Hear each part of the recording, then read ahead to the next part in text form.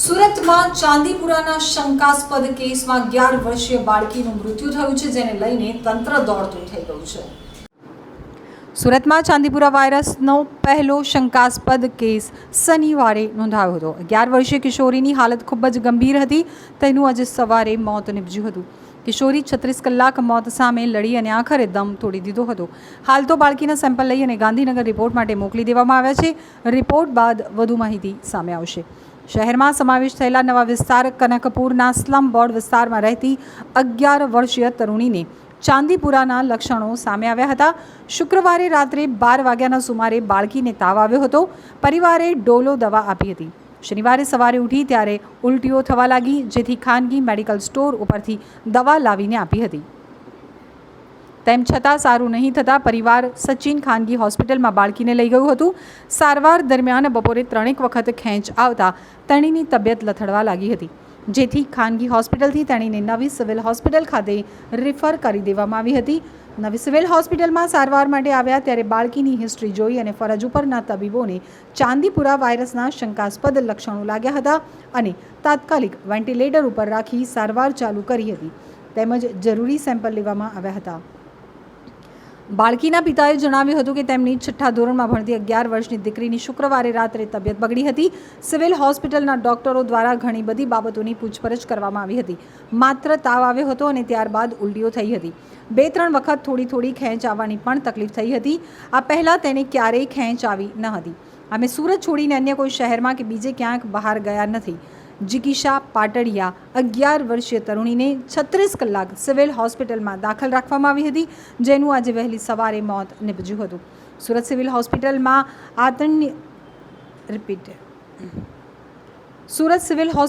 આ તરુણીને જરૂરી સારવાર આપવામાં આવી હતી। જોકે જ્યારે તેને સુરત સિવિલમાં લાવવામાં આવી ત્યારે તેની હાલત ખૂબ જ નાજુક હતી। શંકાસ્પદ ચાંદીપુરા વાયરસ હોવાને લઈ અને તેના સેમ્પલ ગાંધીનગર મોકલી આપવામાં આવ્યા છે। તેનો રિપોર્ટ 7 દિવસ બાદ આવશે। શહેરમાં સમાવેશ થયેલા નવા વિસ્તાર કનકપુરના સ્લમ બોર્ડ વિસ્તારમાં રહેતી 11 વર્ષીય બાળકીમાં આતંક મચાવનાર ચાંદીપુરા વાયરસના લક્ષણ જણાઈ આવતા મનપાનું તંત્ર દોડતું થઈ ગયું છે। આરોગ્ય વિભાગની ટીમ દ્વારા 311 ઘરનો સર્વે કરવામાં આવ્યો હતો। સર્વેની કામગીરી દરમિયાન ઘરોની આસપાસ ઇન્સેક્ટિસાઇડ રેસિડ્યુઅલ સ્પ્રેનો છંટકાવ કરવામાં આવ્યો હતો। હાજી, શનિવારે સાંજે એક બાળક અમારે ત્યાં સચિન એરિયામાંથી 108ના માધ્યમથી અમારી પાસે આવ્યું હતું। જ્યારે એ બાળકી અમારી પાસે આવી ત્યારે એ બાળકીને ખેંચ આવેલી હતી અને એ બાળકીની હાલત ગંભીર હતી। શ્વાસ લેવામાં તકલીફ હતી, હૃદયના ધબકારા ઘણા ઓછા થઈ ગયા હતા, મગજ ઉપર સોજો ચડી ગયા હોય એવા લક્ષણો હતા। એના ફેફસા અને શરીરના અન્ય ભાગોમાંથી રક્તસ્રાવ ચાલુ થઈ ગયેલો હતો।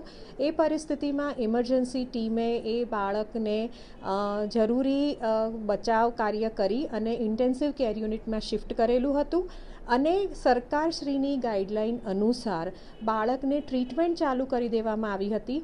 તમે જાણો છો જે પ્રમાણે જે બાળક ગંભીર અવસ્થામાં અમારી પાસે આવ્યું હતું એટલે અમારે બાળકને વેન્ટિલેટર ઉપર મૂકવું પડ્યું હતું। સરકારશ્રીની ગાઈડલાઈન પ્રમાણે તમામ દવાઓ ચાલુ કરી દેવામાં આવી હતી અને તે સાથે જરૂરી લોહી અને CSF કે જે સેરિબ્રોસ્પાઇનલ ફ્લુઇડ એના જે નમૂના નિયત નમૂના જે સરકારશ્રીની ગાઈડલાઈન અનુસાર લઈ અને અમે ગાંધીનગર લેબોરેટરીને મોકલી આપેલ છે। એ બાળક અમારી પાસે 36 કલાક રહ્યું, પણ દુઃખ સાથે કહેવું પડે છે કે આજે વહેલી સવારે એ બાળકનું મરણ થયેલ છે, જેને લઈને જરૂરી જે કાર્યવાહી છે અને જે નિયત નમૂના છે એ લઈ અને સરકારશ્રીની ગાઈડલાઈન અનુસાર એને તપાસ અને તારણ માટે અમે મોકલી આપેલ છે।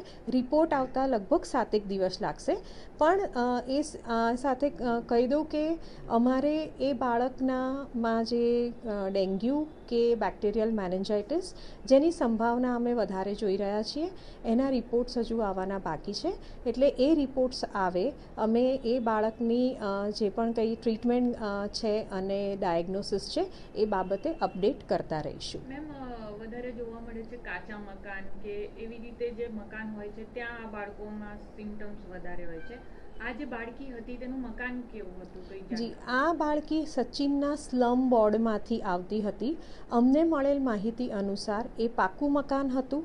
એના ઘરની આજુબાજુ પાણીનો ભરાવો હતો નહીં અને એની જે વોટર સપ્લાય છે એ એસએમસીની વોટર સપ્લાય હતી અને એ દરમિયાન જે સ્લમ બોર્ડની આજુબાજુનો એરિયા છે એ અંગેની જાણ અમે એસએમસીના જવાબદાર વ્યક્તિઓને કરેલી છે, જેથી રહીને એ લોકો આગળની કાર્યવાહી હાથ ધરી શકે. સિમ્ટમ્સ યુઝ્યુઅલી અગર જોવામાં આવે તો બાળકને આ વસ્તુની શરૂઆત સામાન્ય ઝાડા, ઉલટી અથવા સામાન્ય તાવથી થાય છે. જો એ સમયે આપણે આ વસ્તુને યોગ્ય નિરાકરણને નિદાન કરીએ ડૉક્ટરની સલાહથી તો આપણે એને આગળ વધતો અટકાવી શકીએ છીએ. જો આ બાબતે આપણે યોગ્ય નિદાન કે નિરાકરણ કરતા નથી, ડૉક્ટરની સલાહ લેતા નથી, તો એક ખેદપૂર્વક વાત કહેવી પડશે મારે કે આ જે વાયરસની અસર છે 48થી 72 કલાકમાં એક ઝડપથી વધી જાય છે અને બાળકની હાલતમાં ઘણી ગંભીર અવસ્થા આવી જાય છે. એટલે મારે આપશ્રીના માધ્યમથી તમામ બાળકોના અથવા તો તમામ નાગરિકોને વિનંતી કરવી છે કે આપને કોઈ પણ સામાન્ય તકલીફ લાગે તો કોઈ નજીકના મેડિકલ સ્ટોર પર જાતે અથવા તો ઘરમાં પડેલી દવાઓ નહીં લેતા નજીકના ડૉક્ટરનો સંપર્ક કરો. સંપર્ક કર્યા પછી ડૉક્ટર પાસે નિદાન કરાવી અને જરૂરી દવાઓ લો અને જો આ દવા શરૂ કર્યા પછી આપની સ્થિતિમાં સંતોષકારક ફેરફાર નથી થતો અથવા બગડી રહી છે તો નજીકના કોઈ પણ મોટા હોસ્પિટલ કે જ્યાં બધી જ ફેસિલિટી, નિદાનની ફેસિલિટી અને બધી જ ફેસિલિટી છે એનો સંપર્ક કરી યોગ્ય નિદાન કરાવો, ટ્રીટમેન્ટ ચાલુ કરો. જો આપ ગ્રામ્ય વિસ્તારથી છો તો નજીકના ડિસ્ટ્રિક્ટ હોસ્પિટલ અથવા તો મેડિકલ કોલેજનો સંપર્ક કરી અને વહેલી તકે અમારા સુધી પહોંચવાનો પ્રયત્ન કરો, જેથી કરીને આપના બાળકનું યોગ્ય નિદાન થઈ, યોગ્ય સારવાર થઈ અને આપણે એક સારો આઉટકમ આપી શકીએ.